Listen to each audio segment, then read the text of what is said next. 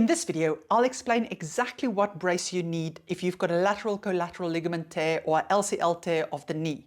Now, not everybody with an LCL tear or strain will need a brace, so I'm first going to explain who needs one, who don't need one, or doesn't need one, and then we'll look at what are the key elements you're looking for in a brace, and why do you need that? What does it do? Then we'll also have a quick look at how long you're likely going to have to wear that brace for, and what activities you have to wear it for, and when you may be able to take it off.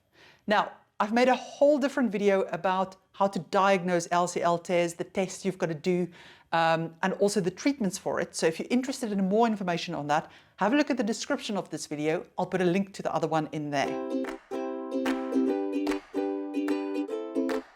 For those of you who don't know me, my name is Maryke. I'm one of the physiotherapists from sportsinjuryphysio.com, where you can get online physiotherapy assessment as well as treatment of your injuries. Have a look at the description of this video if you want a link to our website.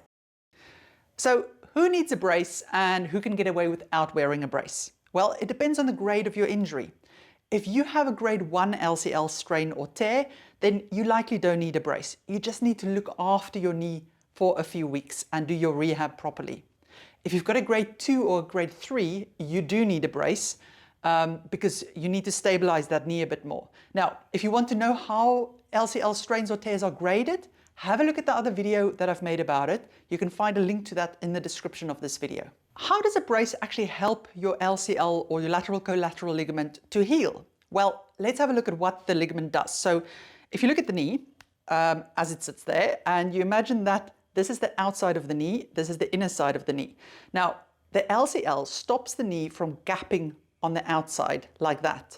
So what a brace does is once the LCL is injured, it is weaker. So now it struggles to stop that gapping, or if it's fully torn like a grade 3, there's just nothing there, so it just gaps all the time and it can't actually grow together properly.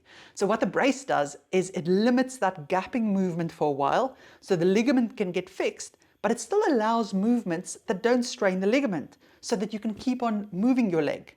And that's really important because what the research shows is that protected movement, where you just avoid the thing that strains the ligament, but you still do movements that doesn't strain it, actually speeds up the healing process and it leads to stronger ligaments afterwards. So it's really important to get the right type of brace for that.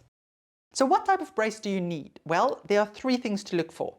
The first is that it has to have rods on the inside and outside to stabilize the knee. It doesn't matter what it's made of. It's got to be some hard material, so it can be metal, it can be hard carbon, it can be really hard plastic, but it shouldn't allow side-to-side movement.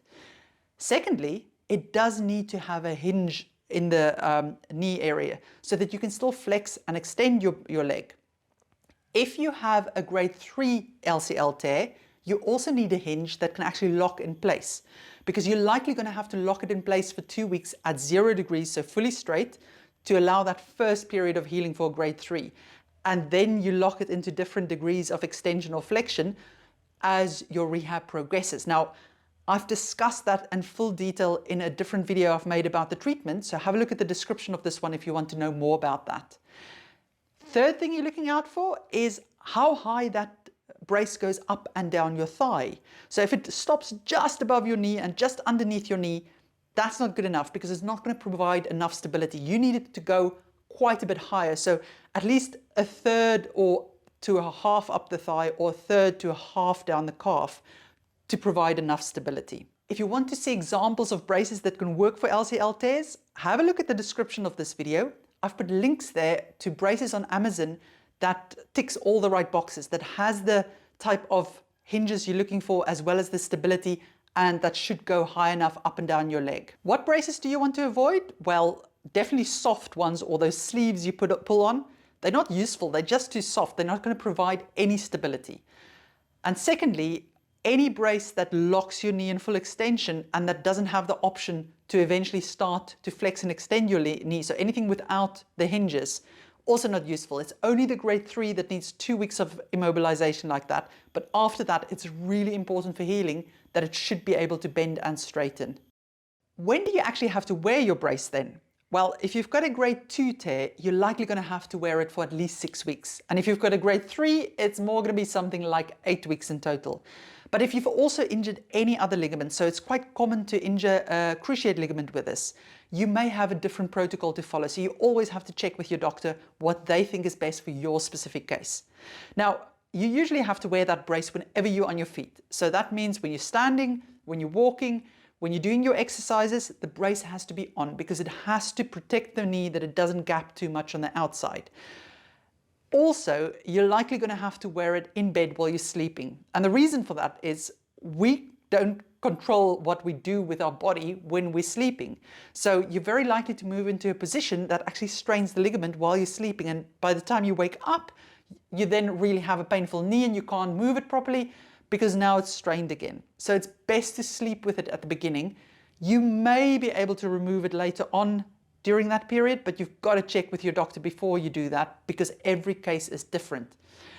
You may be able towards the end to get away with, when you're sitting still and you know where your leg is and what you're doing with it, to take the brace off. But again, do not do that just because I said you can do that. Go and check with your doctor because every case is different and it's better to just tough it out for that full period and make sure your ligament heals properly than take chances beforehand. Brilliant. Hope you found that useful.